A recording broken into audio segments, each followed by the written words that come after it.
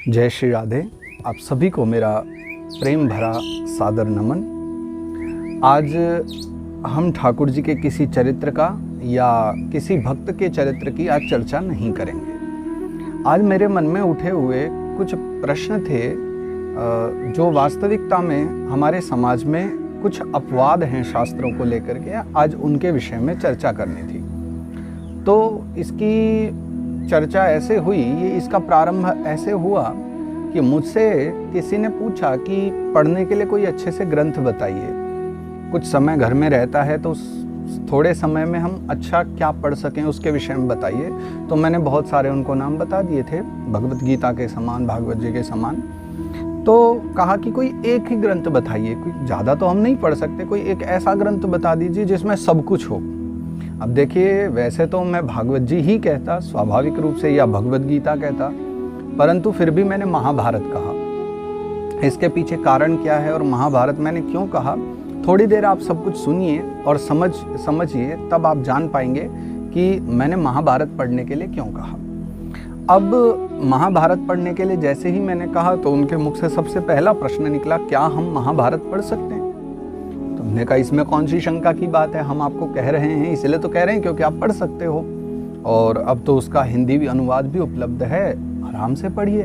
बोले लेकिन हमने सुना है कि उसमें तो युद्ध की चर्चा है और युद्ध की चर्चा पढ़ने से घर में कलह होती है। अगर महाभारत की कथा पढ़ेंगे हम लोग तो घर में क्लेश होगा, घर में भी युद्ध होगा, ऐसा मुझे सुनने को मिला। तो ये पहली बार नहीं था, मुझे पहले भी 2-3 बार ऐसा सुनने को मिला है लोगों से कि महाभारत के पढ़ने से घर में कलह होती है। और भागवत तो मृत्यु के लिए सुनाई गई थी, इसलिए तो जिसकी मृत्यु होने वाली हो मृत्यु के समय भागवत सुननी चाहिए। तो ऐसे ऐसे बहुत से अपवाद हमारे समाज में कभी कभी फैल जाते हैं, ज़्यादा विशेष रूप से नहीं है, हाँ, लेकिन फिर भी कुछ लोग ऐसे होते हैं, कुछ धर्म विरोधी, जो इस प्रकार की बातों का प्रचार कर देते हैं। तो चलिए महाभारत से ही शुभारंभ करते हैं। अब महाभारत के विषय में आज मैं बहुत खुल करके सब बातें आज उसके विषय में बता रहा हूँ, क्योंकि महाभारत मेरा प्रिय ग्रंथ है।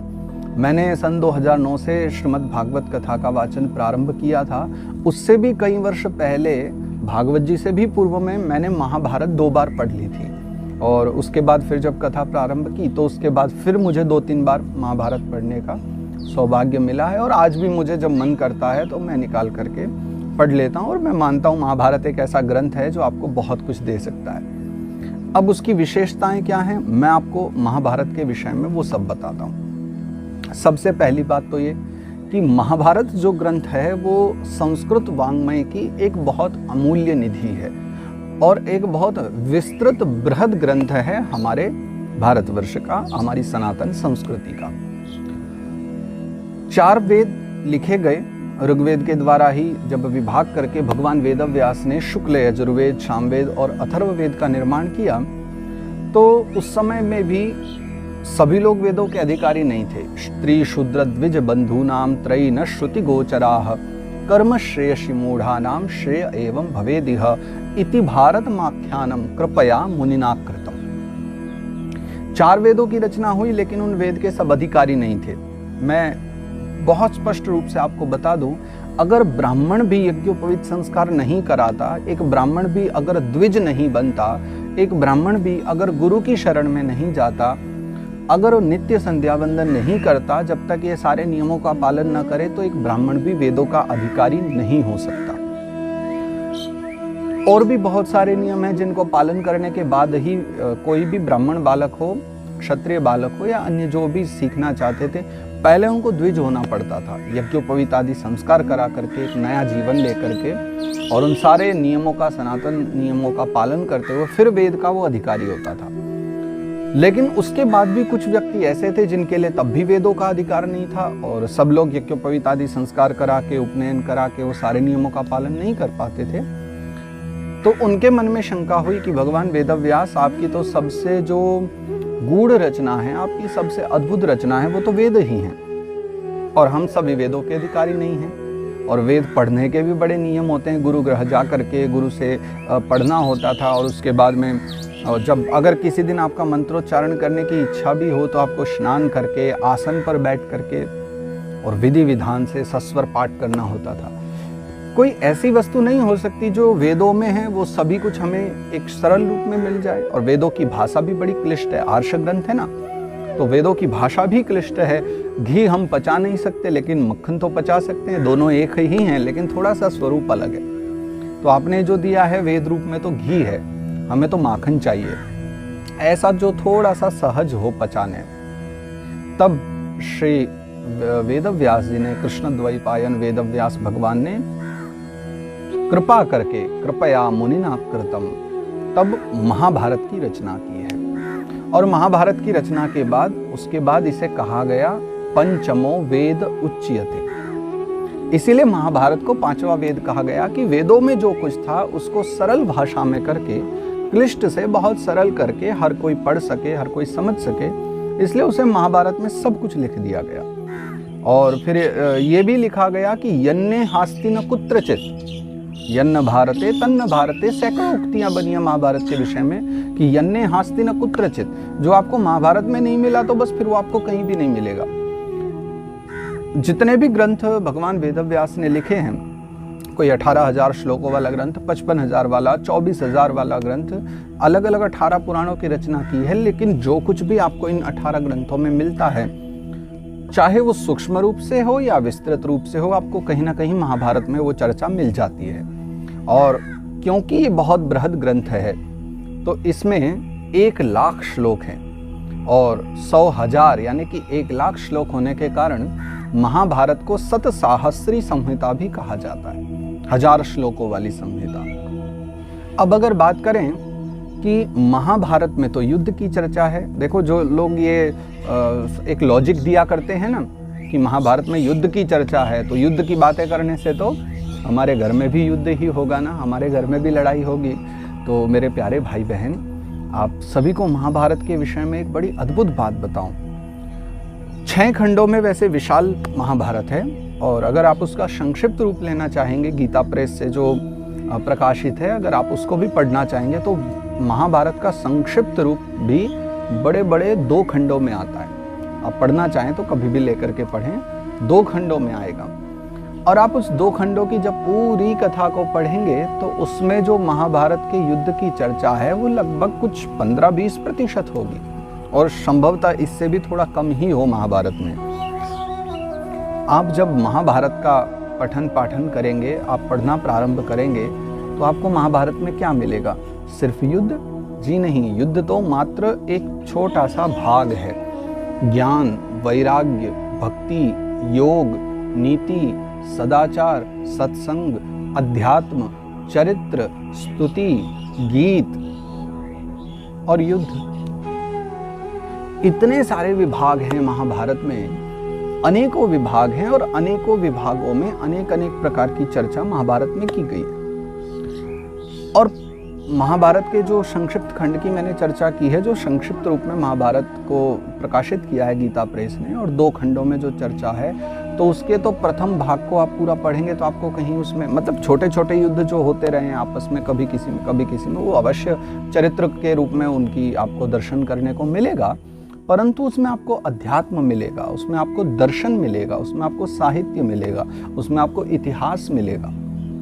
महाभारत में प्रथम खंड में आपको सब अपने जीवन के योग्य वस्तुएं ही मिलेंगी। द्वितीय खंड जब आता है तो उसमें फिर कुछ समय पर युद्ध की चर्चा की है, जो 18 दिन कुरुक्षेत्र में युद्ध हुआ है उसकी चर्चा है। फिर उसके पश्चात में और भी बहुत सारे ज्ञान की चर्चा है, अध्यात्म की चर्चा है, सदाचार के विषय में तो बहुत विस्तृत रूप से पूरा वर्णन किया है। एक मानव जीवन में, हमारे घर परिवार में कैसे कैसे संबंध हों, इससे अच्छा, महाभारत से अच्छा ऐसा कोई ग्रंथ आपको नहीं मिलेगा। महाभारत में जो जीवन चरित्र के विषय में जो चर्चा है, एक भाइयों में आपस में क्या व्यवहार होना चाहिए, क्या प्रेम होना चाहिए, कितनी मर्यादा होनी चाहिए। मैं एक छोटी सी कथा आपको याद दिलाऊं, मैंने पहली बार पढ़ी थी तो मुझे लगा कि क्या अद्भुत हमारे भारतवर्ष की संस्कृति थी, क्या अद्भुत सम्मान था एक भाई का, एक पिता का, एक माँ के लिए, एक परिवार के लिए, कितना मान सम्मान से जिया करते थे। युधिष्ठिर जी, एक बार उनसे कुछ अपराध हो गया था अपराध ये था कि जब द्रौपदी के साथ विवाह हुआ 5 भाइयों का, तो उनका नियम होता था कि जिस समय द्रौपदी अगर एक भाई के साथ है तो दूसरा भाई वहाँ नहीं आता था। तो एक बार ऐसे ही अर्जुन के साथ द्रौपदी बैठी हुई थी और युधिष्ठिर अचानक वहाँ चले आए। अब उनसे अपराध हो गया, वो तुरंत बाहर तो चले गए, लेकिन वहाँ पर इसमें सज़ा का प्रावधान था कि अगर कोई भाई गलती करेगा तो सज़ा मिलेगी। तो अर्जुन से कहा गया कि अब तुम जो सज़ा देना चाहो तो दे दो। तो उन्होंने मना कर दिया कि मैं बड़े भाई को सज़ा कैसे दे सकता हूँ। तो युधिष्ठिर ने कहा चलो तुम एक काम करो, अगर सज़ा देनी ही है, बड़ी नहीं तो छोटी सज़ा दे दो, लेकिन कुछ ऐसी दे दो जो मृत्यु के ही समान हो।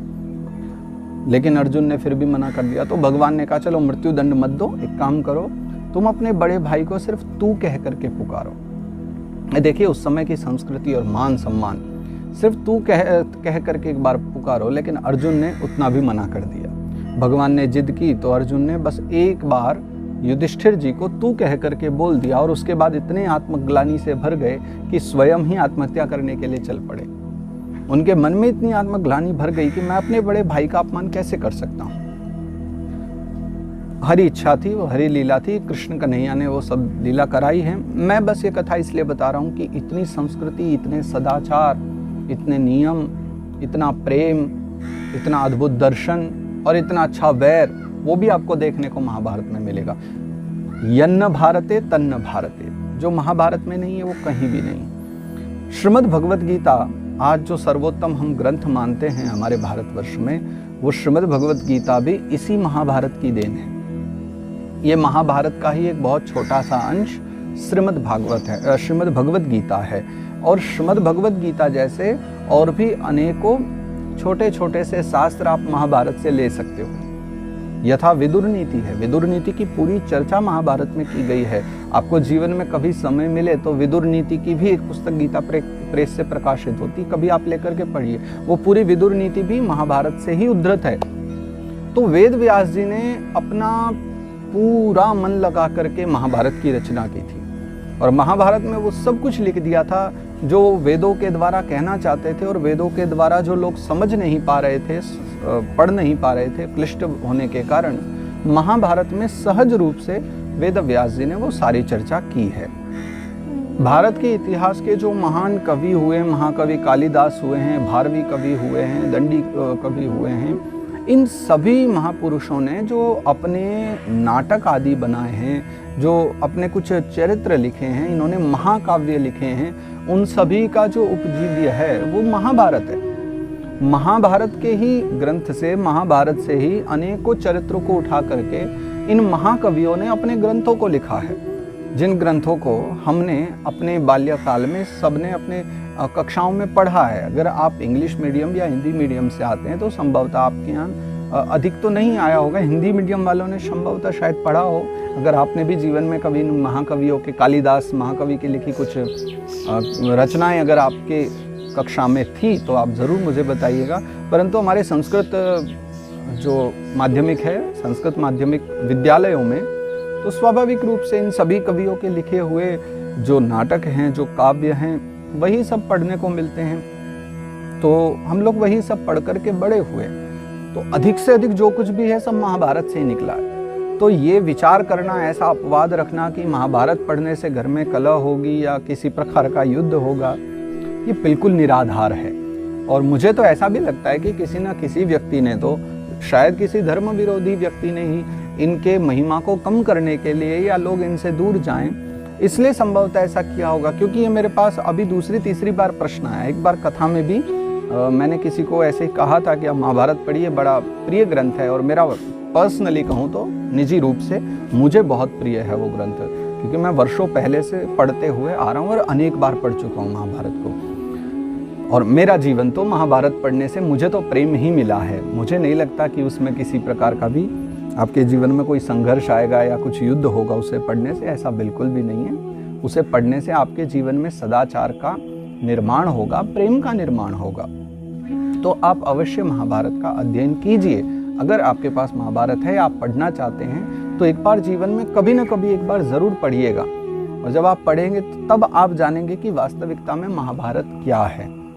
बस आज यही बताना था कि अपने धर्म ग्रंथों पर किसी प्रकार का अपवाद न रखें, किसी प्रकार की शंका न रखें और खूब मन से, खूब आनंद से आपके जीवन के लिए, आपके प्रेममय जीवन के लिए, आपके सुंदर आचरणों को पाने के लिए आप इन सद्ग्रंथों का अध्ययन कर सकते हैं। और मुझे बड़ी प्रसन्नता है, मैं सभी को साधुवाद देता हूँ जो धीरे धीरे हमारे साथ अब नित्य चर्चा में जुड़ रहे हैं और नित्य चर्चा में जुड़ करके कुछ अपने अच्छे अच्छे विचार भी रख रहे हैं। और मुझे सबसे ज़्यादा प्रसन्नता तो तब होती है जब इन अच्छे विचारों को, इन महापुरुषों की चर्चा को सुन करके जो अपने जीवन में किंचित परिवर्तन भी ले आते हैं, उनके महापुरुषों की वाणी का श्रवण करते हैं और बहुत अच्छी प्रतिक्रिया आप लोग सभी दे रहे हैं, वो देख करके भी मुझे बड़ी प्रसन्नता होती है। तो इसी प्रकार खूब आनंद से शास्त्रों का अध्ययन करते रहे, महापुरुषों की चरित्रों का श्रवण करते रहे और हम तो नित्य इसी प्रकार आपसे मिलते रहेंगे, धर्म चर्चा होती रहेगी। तब तक आप सभी स्वस्थ रहें, आनंदित रहें। पुनः मिलेंगे। आप सभी को सादर जय सिया राम, जय श्री कृष्ण, प्रणाम।